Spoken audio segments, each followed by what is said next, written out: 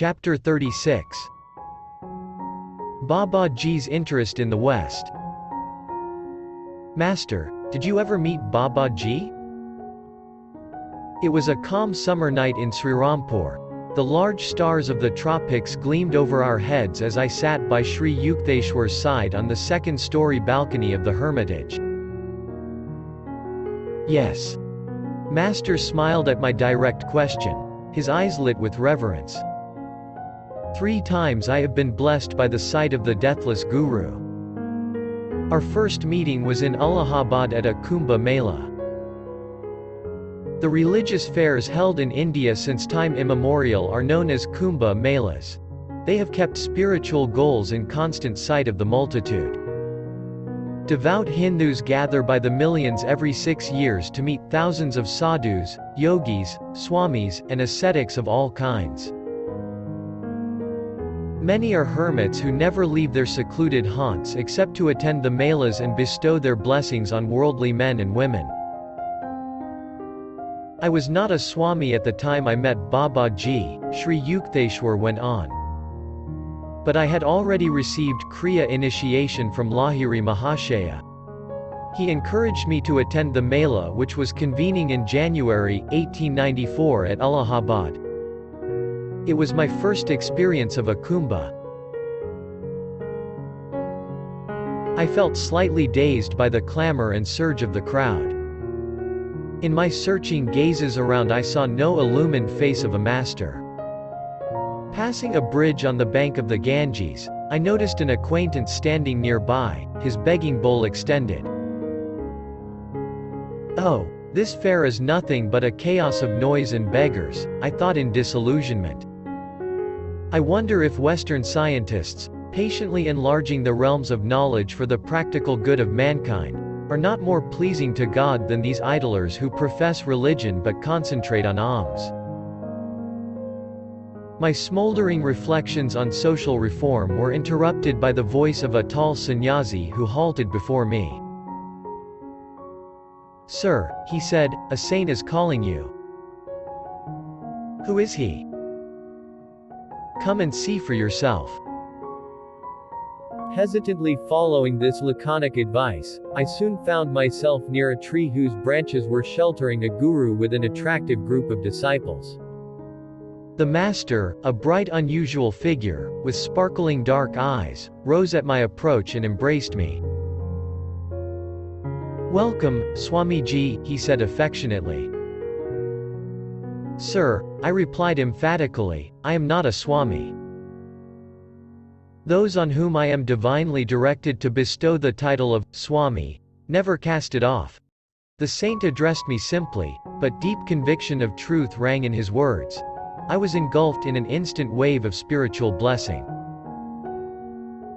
Smiling at my sudden elevation into the ancient monastic order, I bowed at the feet of the obviously great and angelic being in human form who had thus honored me.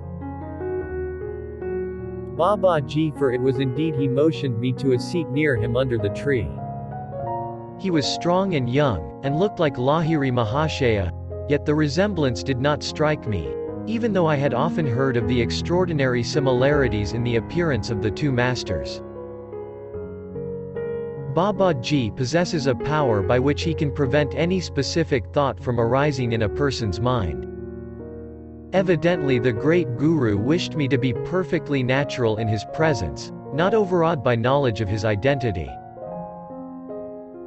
What do you think of the Kumbh Mela? I was greatly disappointed, sir. I added hastily, up until the time I met you.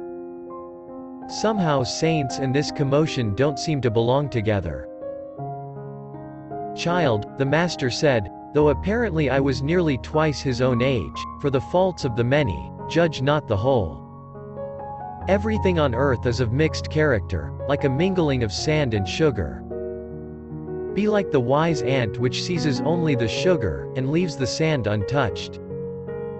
Though many sadhus here still wander in delusion, yet the Mela is blessed by a few men of God realization. In view of my own meeting with this exalted master, I quickly agreed with his observation. Sir, I commented, I have been thinking of the scientific men of the West, greater by far in intelligence than most people congregated here, living in distant Europe and America, professing different creeds, and ignorant of the real values of such milos as the present one. They are the men who could benefit greatly by meetings with India's masters. But, although high in intellectual attainments, many Westerners are wedded to rank materialism. Others, famous in science and philosophy, do not recognize the essential unity in religion. Their creeds serve as insurmountable barriers that threaten to separate them from us forever. I saw that you are interested in the West, as well as the East. Babaji's face beamed with approval. I felt the pangs of your heart, broad enough for all men, whether Oriental or Occidental.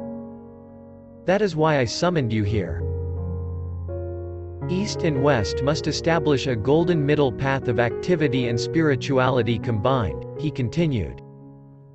India has much to learn from the West in material development. In return, India can teach the universal methods by which the West will be able to base its religious beliefs on the unshakable foundations of yogic science. You, Swamiji, have a part to play in the coming harmonious exchange between Orient and Occident.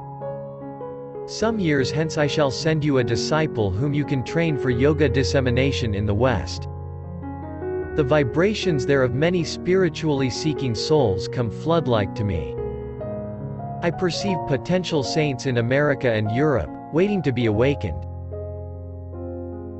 At this point in his story, Sri Yukteswar turned his gaze fully on mine.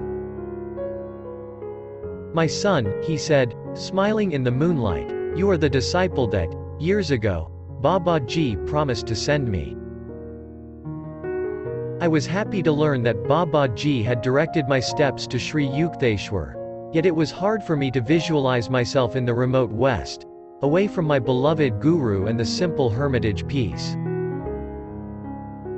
Babaji then spoke of the Bhagavad Gita, Sri Yukteswar went on. To my astonishment, he indicated by a few words of praise that he was aware of the fact that I had written interpretations on various Gita chapters. At my request, Swamiji, please undertake another task, the great master said. Will you not write a short book on the underlying basic unity between the Christian and Hindu scriptures? Show by parallel references that the inspired sons of God have spoken the same truths, now obscured by men's sectarian differences. Maharaj, I answered diffidently, what a command. Shall I be able to fulfill it? Babaji laughed softly. My son, why do you doubt? He said reassuringly. Indeed, whose work is all this, and who is the doer of all actions? Whatever the Lord has made me say is bound to materialize as truth. I deemed myself empowered by the blessings of the saint, and agreed to write the book. Feeling reluctantly that the parting hour had arrived, I rose from my leafy seat. Do you know Lahiri? The master inquired. He is a great soul, isn't he? Tell him of our meeting. He then gave me a message for Lahiri Mahashaya. After I had bowed humbly in farewell, the saint smiled benignly. When your book is finished, I shall pay you a visit, he promised. Goodbye for the present. I left Allahabad the following day and entrained for Benares. Reaching my guru's home, I poured out the story of the wonderful saint at the Kumbh Mela. Oh, didn't you recognize him? Lahiri Mahashaya's eyes were dancing with laughter. I see you couldn't, for he prevented you. He is my incomparable guru, the celestial Babaji. Babaji, I repeated, awestruck. The Yogi Christ Babaji. The invisible visible Savior Babaji. Oh, if I could just recall the past and be once more in his presence, to show my devotion at his lotus feet. Never mind, Lahiri Mahashaya said consolingly. He has promised to see you again. Gurudeva, the Divine Master asked me to give you a message. Tell Lahiri, he said, that the stored-up power for this life now runs low, it is nearly finished. At my utterance of these enigmatic words, Lahiri Mahashaya's figure trembled as though touched by a lightning current. In an instant everything about him fell silent, his smiling countenance turned incredibly stern. Like a wooden statue, somber and immovable in its seat, his body became colorless. I was alarmed and bewildered. Never in my life had I seen this joyous soul manifest such awful gravity. The other disciples present stared apprehensively. 3 hours passed in utter silence. Then Lahiri Mahashaya resumed his natural, cheerful demeanor, and spoke affectionately to each of the chelas. Everyone sighed in relief. I realized by my master's reaction that Babaji's message had been an unmistakable signal by which Lahiri Mahashaya understood that his body would soon be untenanted. His awesome silence proved that my guru had instantly controlled his being, cut his last cord of attachment to the material world, and fled to his ever-living identity and spirit. Babaji's remark had been his way of saying, "I shall be ever with you." Though Babaji and Lahiri Mahashaya were omniscient, and had no need of communicating with each other through me or any other intermediary, the Great Ones often condescend to play a part in the human drama. Occasionally they transmit their prophecies through messengers in an ordinary way, that the final fulfillment of their words may infuse greater divine faith in a wide circle of men who later learn the story. I soon left Benares, and set to work in Srirampur on the scriptural writings requested by Babaji. Sri Yukteswar continued. No sooner had I begun my task than I was able to compose a poem dedicated to the deathless Guru. The melodious lines flowed effortlessly from my pen, though never before had I attempted Sanskrit poetry. In the quiet of night I busied myself over a comparison of the Bible and the scriptures of Sanatan Dharma. Quoting the words of the Blessed Lord Jesus, I showed that his teachings were in essence one with the revelations of the Vedas. To my relief, my book was finished in a short time. I realized that this speedy blessing was due to the grace of my Param Guru Maharaj. The chapters first appeared in the Sadhusumba journal. Later they were privately printed as a book by one of my Kitterpur disciples. The morning after I had concluded my literary efforts, Master continued, I went to the Rai Ghat here to bathe in the Ganges. The Ghat was deserted. I stood still for a while, enjoying the sunny peace. After a dip in the sparkling waters, I started for home. The only sound in the silence was that of my Ganges-drenched cloth, swish-swashing with every step. As I passed beyond the sight of the large banyan tree near the riverbank, a strong impulse urged me to look back. There, under the shade of the banyan, and surrounded by a few disciples, sat the great Babaji. Greetings, Swamiji. The beautiful voice of the Master rang out to assure me I was not dreaming.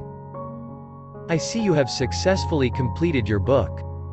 As I promised, I am here to thank you.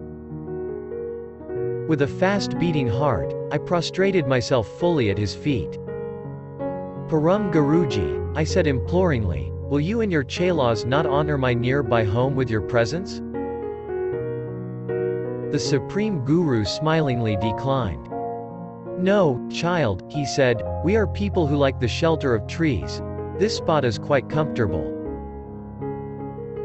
Please tarry a while, Master. I gazed entreatingly at him.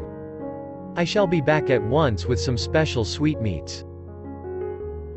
When I returned in a few minutes with a dish of delicacies, lo! The lordly banyan no longer sheltered the celestial troop. I searched all around the Ghat, but in my heart I knew the little band had already fled on etheric wings. I was deeply hurt. Even if we meet again, I would not care to talk to him, I assured myself. He was unkind to leave me so suddenly.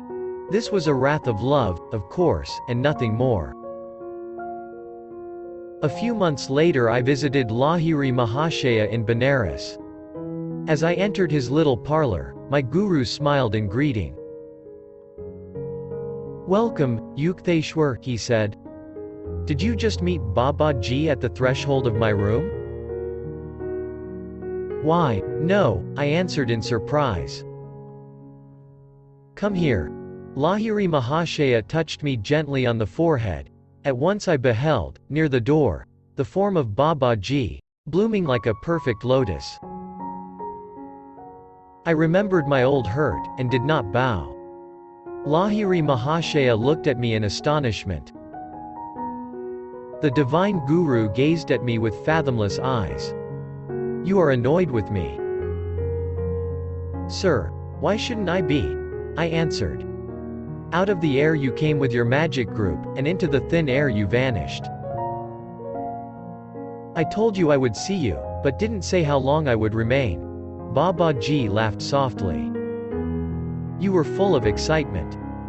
I assure you that I was fairly extinguished in the ether by the gust of your restlessness."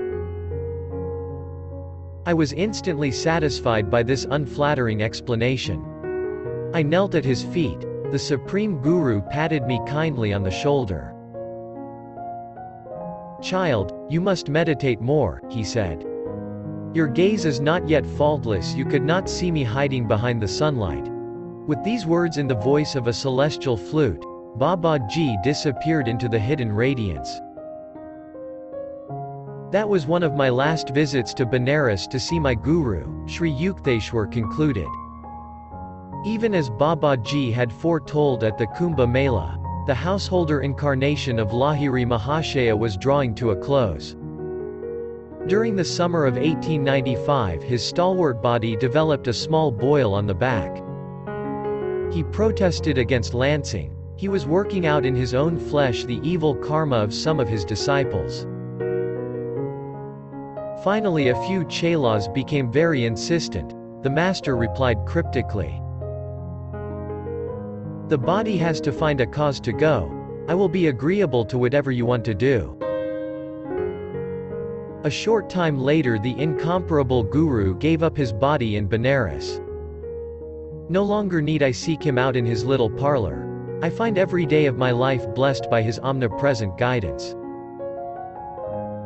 Years later, from the lips of Swami Keshabananda, an advanced disciple, I heard many wonderful details about the passing of Lahiri Mahashaya. A few days before my guru relinquished his body, Keshabananda told me, he materialized himself before me as I sat in my hermitage at Hardwar. "Come at once to Benares." With these words Lahiri Mahashaya vanished. I entrained immediately for Benares. At my guru's home I found many disciples assembled. For hours that day the master expounded the Gita, then he addressed us simply. "I am going home."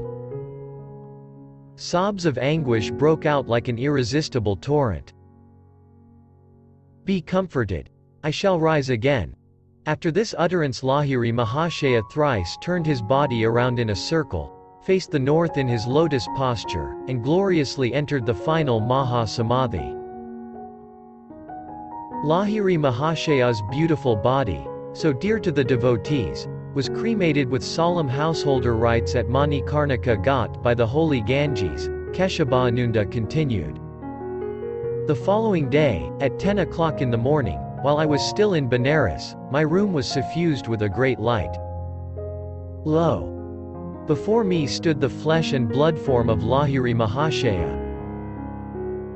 It looked exactly like his old body, except that it appeared younger and more radiant. My divine guru spoke to me. "Keshabananda," he said, "it is I from the disintegrated atoms of my cremated body. I have resurrected a remodeled form. My householder work in the world is done, but I do not leave the earth entirely. Henceforth I shall spend some time with Babaji in the Himalayas, and with Babaji in the cosmos." With a few words of blessing to me, the transcendent master vanished. Wondrous inspiration filled my heart. I was uplifted in spirit even as were the disciples of Christ and Kabir when they had gazed on their living gurus after physical death. When I returned to my isolated Hardwar hermitage, Keshabananda went on, I carried with me the sacred ashes of my guru. I know he has escaped the spatio-temporal cage, the bird of omnipresence is freed. Yet it comforted my heart to enshrine his sacred remains. Another disciple who was blessed by the sight of his resurrected guru was the saintly Panchanan Bhattacharya, founder of the Calcutta Arya Mission Institution. I visited Panchanan at his Calcutta home, and listened with delight to the story of his many years with the Master. In conclusion, he told me of the most marvelous event in his life. Here in Calcutta, Panchanan said, at 10 o'clock of the morning which followed his cremation, Lahiri Mahashaya appeared before me in living glory. Swami Pranabananda, the saint with two bodies, also confided to me the details of his own supernal experience. A few days before Lahiri Mahashaya left his body, Pranabananda told me at the time he visited my Ranchi school, I received a letter from him, requesting me to come at once to Benares. I was delayed, however, and could not leave immediately. As I was in the midst of my travel preparations, about 10 o'clock in the morning, I was suddenly overwhelmed with joy to see the shining figure of my guru. Why hurry to Benares? Lahiri Mahashaya said, smiling. You shall find me there no longer. As the import of his words dawned on me, I sobbed broken-heartedly, believing that I was seeing him only in a vision. The Master approached me comfortingly. Here, touch my flesh, he said. I am living, as always. Do not lament. Am I not with you forever? From the lips of these three great disciples, a story of wondrous truth has emerged. At the morning hour of 10, on the day after the body of Lahiri Mahashaya had been consigned to the flames, the resurrected Master, in a real but transfigured body, appeared before three disciples, each one in a different city. So when this corruptible shall have put on incorruption, and this mortal shall have put on immortality, then shall be brought to pass the saying that is written, death is swallowed up in victory. O death, where is thy sting? O grave, where is thy victory?